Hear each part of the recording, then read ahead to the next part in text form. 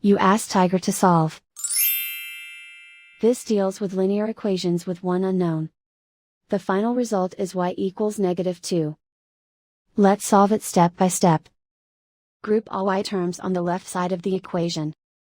Subtract 2y from both sides. Group like terms. Simplify the arithmetic. Group like terms. Simplify the arithmetic. Group all constants on the right side of the equation. Add 3 to both sides. Simplify the arithmetic.